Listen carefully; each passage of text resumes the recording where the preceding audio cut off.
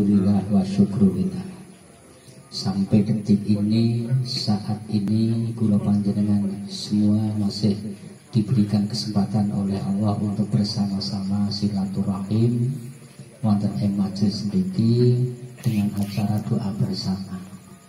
Kedua hal ini adalah merupakan disyariatkan di dalam Islam. Yang pertama silaturahim disyariatkan, diperintah oleh Allah dan Rasulullah.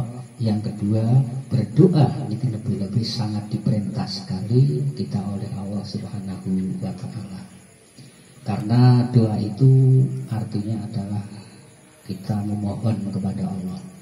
Kalau orang yang tidak pernah memohon, ini adalah orang yang sombong, kayaknya enggak butuh terhadap Allah Subhanahu wa Ta'ala.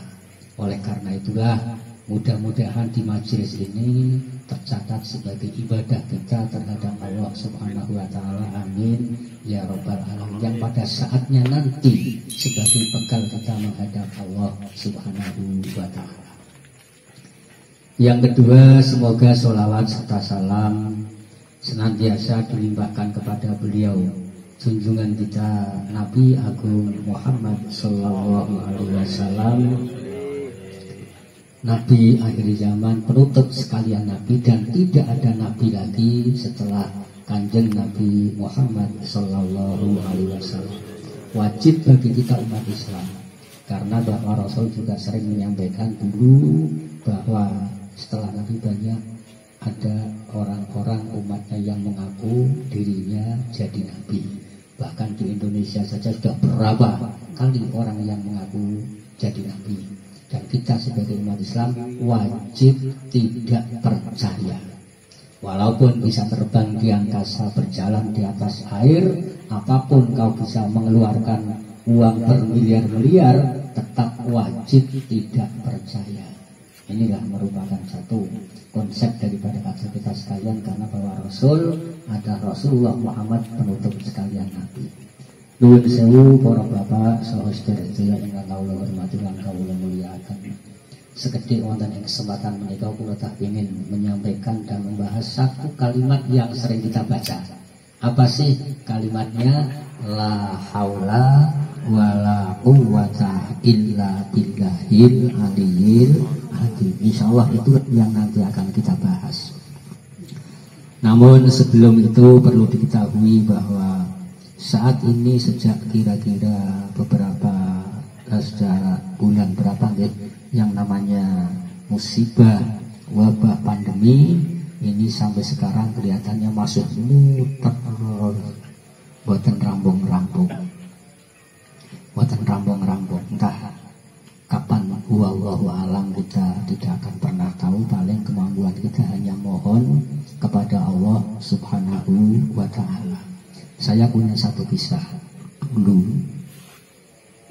ada seorang santri, kemudian setelah mondok di satu pondok selesai, dia mondok di pondok luar negeri. Begitu pulang, ditanya dia yang pertama, bagaimana kamu mondok di sana? Alhamdulillah. Lalu bagaimana amal perbuatan kamu? Kulo karena bahwa panjenengan sudah menyampaikan hidup ini ada gangguan, dan gangguan yang pertama adalah di samping nafsu ada dari setan. Lalu bagaimana? Kulo berusaha untuk menolak setan itu agar tidak mengganggu. Nah, sampai kapan kau ibadah? Karena ketika engkau menolak setan, maka hidupmu sampai tekan mati hanya untuk selalu menolak setan daripada itulah. Kemudian digambarkan kalau kita masuk di perkampungan, perumahan elit, di depannya ada gerbang penjaganya, kurang maremnya yang punya rumah punya anjing untuk jaga rumah. Kemudian orang asing begitu masuk di perkampungan itu langsung dikejar oleh anjing itu terus menerus. Kemudian orang itu berusaha menolak daripada gangguan anjing, semakin ditolak semakin terus, tidak akan pernah berhenti. Lah dia yang pertama Jawa itu mengatakan, ya sampai mati kau akan menolak anjing di situ. Jangan itu yang dilakukan. Lalu bagaimana Ki? Ya kowe ngomong karo sing duwe, Pak nuwun sewu anjinge sampean ganggu kula, cek lagi langsung mari. Ngoten niku. Ini maksudnya corona juga demikian. Artinya selama ini menurut satu keterangan-keterangan, yaitu dengan cara-cara itu benar, cara pemerintahan dengan menggunakan demikian, tapi mulai Mas Mugi dan panjenengan sami dengan istighosah yeski jalur wadune karo Gusti Allah sing duwe corona.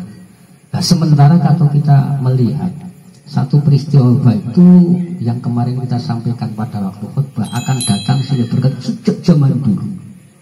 Musibah juga datang silih berganti. Berbagai macam musibah juga demikian. Contoh musibah ketika zaman Nabi Nuh alaihissalam terjadi karena umatnya ini ingkar terhadap Allah, ingkar terhadap nabinya. Ringkesnya kemudian Allah menurunkan azab dengan diberikan banjir bandang. Dan orang yang selamat yaitu orang yang mengikuti ajakan Nabi Nuh, ikut naik kapal yang ditumpangi oleh Nabi Nuh dan kaumnya, tapi tidak ikut numpang kapal, semua tenggelam, tidak terselamatkan. Nah, ini antara lain. Menurut satu keterangan, banjir bandang di atas kapal itu 7 bulan lamanya. Coba bayangkan, mungkin sampai detik ini belum pernah ada satu kisah banjir sing kaya banjiring Nabi Nuh alaihissalam. Ya paling-paling 3 dino, sebulan, 2 bulan Jakarta mau paling piro 2 bulan mau ya orang nganti nang dhuwure kapal rasih tetep nangisor ngoten niku. Nah, begitu mendarat di atas Gunung Jud itu terjadi pada tanggal 10 Asyura atau hari Asyura. Nabi Nuh diselamatkan oleh Allah Subhanahu wa ta'ala. Dan itu sejak dulu, karena itu merupakan janji Allah dalam Al-Quran, wala nabluwannakum, demi yakti akan saya uji kamu sekalian. Ini kan janji Allah, tidak main-main. Allah sumpah, wala nabluwan, demi yakti, ini sumpah akan saya uji kamu sekalian. Bisyai'in minal khawfi, dengan sedikit rasa takut. Banyak orang-orang yang takut, dan tidak banyak lagi di berbagai macam daerah, berbagai macam negara dan lain sebagainya. Walju dan kelaparan. Nah, ini akan terjadi. Dulu di Cina mawon kan sampai kelaparan 2 kali. Yang meninggal kurang lebih 13 juta. 500 tahun yang lalu pernah. Ethiopia pernah kekeringan. Jangankan orang tidak meninggal, binatang-binatang juga karena tidak tumbuh rumput-rumput karena kekeringan, akhirnya juga meninggal dunia. Nah, kemarin kita sampaikan di khutbah itu pada abad 14, 1351. Selama 4 tahun itu namanya Black Death. Black itu hitam, death kui mati, jadi mati hitam. Ini kena virus. Jadi kalau kena virus itu kemudian kulitnya mengering dan hitam, kemudian meninggal dunia. Tak sempat orang untuk menguburkan. Banyak yang mati di jalan-jalan, ya Allah. Itu kurang lebih yang meninggal 75 juta terakhir masuk Turki. Itu pada waktu tahun 1351 terakhir. Nah, ini artinya kan merupakan ujian-ujian dari Allah. Belum lama tahun 1918, 1110 di Spanyol itu influenza, 40 juta orang yang meninggal. Ini terus akan bergilir. Bukan berarti corona itu terakhir, dan nanti masih ada dan ada lagi. Entah apa urusan Allah. Nah, kita sebagai umat Islam konsepnya adalah kalau ini merupakan ujian atau merupakan peringatan. Nah, peringatan itu kalau kita punya anak beling bedut dikandani sing alus. Alus sing bedut kira-kira pripun, Pak? Tabok berarti rada keras. Tabok sing bedut mana? Ya Allah. Sampai kadang-kadang saya pernah mendengar orang tua bilang, "Wis ilang-ilangan nduk siji, iki wis nemen-nemen." Nenek Allah serang ngurusi orang ngeri. Nah, karena ini merupakan satu peringatan, harus kita segera sadar. Ini peringatan daripada Allah Subhanahu wa ta'ala. Kita sadar, kita kembali kepada Allah. Mungkin banyak dosa dan kesalahan yang kita lakukan, tapi kita tidak menyadari. Jangan dianggap sepele. Kadang-kadang dosa itu tidak harus sekedar yang melakukan bentuk molimo yang gede-gede. Kita dikasih nikmat oleh Allah Subhanahu wa ta'ala, nikmat sehat, nikmat rezeki, nikmat masih bisa melaksanakan seluruh kegiatan. Ketika nikmat itu kita mau bersyukur, Allah akan menambah nikmat. Dan ketika kita mengingkari nikmat Allah, inna adzabi lasyadid, sungguh azab Allah lebih pedih. Inilah